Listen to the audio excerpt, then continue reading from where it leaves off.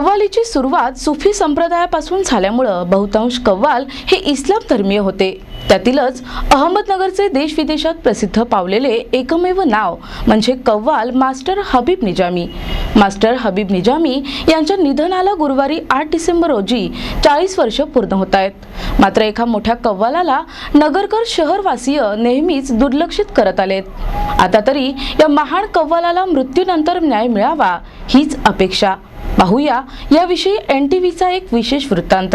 कव्वालीमधून धार्मिक विषयाबरोबर सामाजिक प्रश्न आणि राष्ट्रीयता देखील काव्यरूपात प्रकट होत गेली आणि कव्वाली रसिक प्रेक्षकांच्या हृदयावर विराजमान होत गेली। प्रामुख्याने दक्षिण आशिया खंडात कव्वालीचा बोलबाला झाला आणि भारतभर ती पोहोचली। श्रोत्यांचा विशिष्ट वर्ग तयार झाला। त्यातून ऐतिहासिक अहमदनगर शहरही सुटलं नाही। कव्वाली जरी सर्वश्रुत झाली तरी कव्वालांची संख्या फारच कमी होती। सुफी संप्रदायापासून सुरुवात झाल्यानं जवळजवळ सर्वच कव्वाल इस्लाम धर्मीय होते। त्यातीलच अहमदनगरचे देश विदेशात प्रसिद्धीस पावलेले एकमेव कव्वाल म्हणजे मास्टर हबीब निजामी।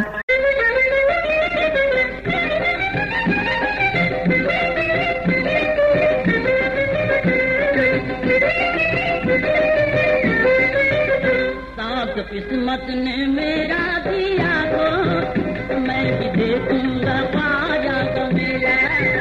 सारे वलियों में ख्वाजा है से जैसे तारों में चंदा वकीला। कव्वालीचे वैभव वाढवण्यामध्ये त्यांचं कार्य आणि दिलेलं योगदान निश्चितच दखलपात्र आहे। अहमदनगरच्या झेंडेगेट भागात त्यांचं वास्तव्य होतं। देशात तसेच परदेशातही लोकांच्या मनात त्यांनी आपल्या कव्वालीचा ठसा उमटवला। आवाजातील चढउताराच्या सुलभ शैलीनं आणि गोड आवाजानं त्यांनी केवळ रसिक चाहत्यांना मंत्रमुग्धच केलं नाही तर अक्षरशः वेड लावलं। या कव्वाली क्षेत्रातील अशा या महान जादूगर मास्टर हबीब निजामी यांच्या निधनाला 8 डिसेंबर रोजी 40 वर्ष पूर्ण होत आहेत। मात्र 3 तपानंतर आजही कव्वालीच्या रूपानं ते आपल्या रसिक श्रोत्यांच्या हृदयामध्ये विराजमान आहेत।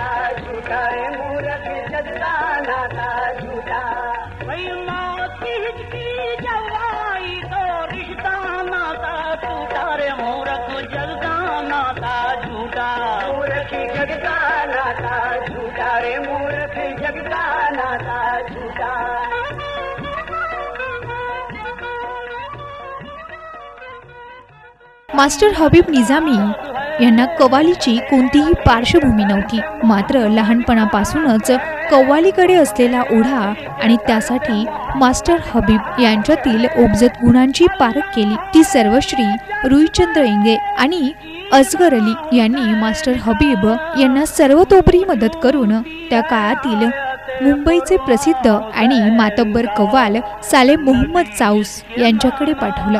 मास्टर हबीब यांनी साले मोहम्मद चाऊस यांना आपल्या गुरुस्थानी मानून कव्वालीचे धडे गिरवण्यास सुरुवात केली आणि बघता बघता कव्वालीच्या क्षेत्रातील एक तारा उदयास आला। 1966 मध्ये लष्करात ब्रिगेडियर असलेल्या घनश्याम यांनी मास्टर हबीब यांच्या कव्वालीचा कार्यक्रम काश्मीर येथे आयोजित केला।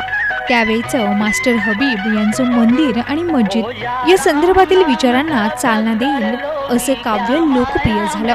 हो जा राम नाम का पक्का रे, लोभी क्या माया में रखा, छोड़ दे मस्जिद और शिवाले, उसके घर में दिल बनवाले, मस्जिद मंदिर और गुरुद्वारा, तेरे है किस काम के प्यारे, छोड़ दे इनके हेरे फेरे, काम नहीं आएंगे तेरे, मुल्ला पंडित बहकाते हैं, उल्टा सीधा समझाते हैं, तू है अगरचे आ किलो दाना, उनकी बातों पे मत जाना, वरना ठिकाना कहीं न होगा, कदम कदम पर धोखा होगा, जब तक दिल में राम न होगा तेरा कोई काम न होगा। त्यांच्या प्रत्येक कव्वालीमध्ये जीवनातील वास्तवावर बोट ठेवलं जात असायचं। त्यांच्या लोकप्रिय कव्वाल्या आजही रसिकांच्या मनात घर करून राहिल्यात। त्यातील प्रमुख म्हणजे दारूच्या व्यसनाबाबत त्यांची कव्वाली यार हो गया शराबी खुदा खैर करे, आंखें हो गई गुलाबी खुदा खैर करे, सुनकर एक पाई की कहानी गंगा हो गई रे पाणी पाणी, असे त्यांच्या कव्वालीचे बोल होते।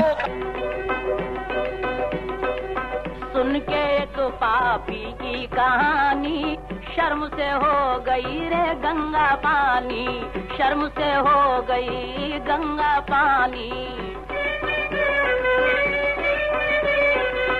एक संसारी प्रेम पुजारी, झूठी माया का व्यापारी, दौलत के भरपूर नशे में, चूर था वो मगरूर नशे में, पड़ा जो एक नारी से पाला, बीवी बच्चे घर से निकाला, प्रेम पुजारी हो बैठा था, उनका रास्ता खो बैठा था। कव्वाली क्षेत्रातील या वैभवाचा 8 डिसेंबर 1976 रोजी अस्त झाला। हृदयविकारानं मास्टर हबीब हे पैगंबर वासी झाले। ऐन उमेदच्या काळामध्ये अस्त झाल्यानं अहमदनगरचे या क्षेत्रातील वर्चस्व कमी झाल्याचं जाणवू लागलं। ज्या कव्वाल्यानं आपल्या शहराचं नाव देशात आणि परदेशात लौकिकास आणलं, त्याच मास्टर हबीब यांना अहमदनगरनं काय दिलं? आज त्यांच्या मृत्यूला 40 वर्ष होऊनही त्यांच्या कव्वालीची एकत्रित ध्वनिफीत अल्बम त्यांच्या चाहत्यांनी तयार केला नाही, हे दुर्दैव म्हणावं लागेल। महापालिकेनं मास्टर हबीब राहत असलेल्या घराजवळील रामचंद्र खुंट ते कोटला स्टँडच्या रस्त्याला मास्टर हबीब निजामी पद असं नाव द्यावं, अशी मागणी पत्रकार आबिदभाई दुलेखान आणि मुश्ताक भाई यांनी व्यक्त केली। NTV news Ahmednagar.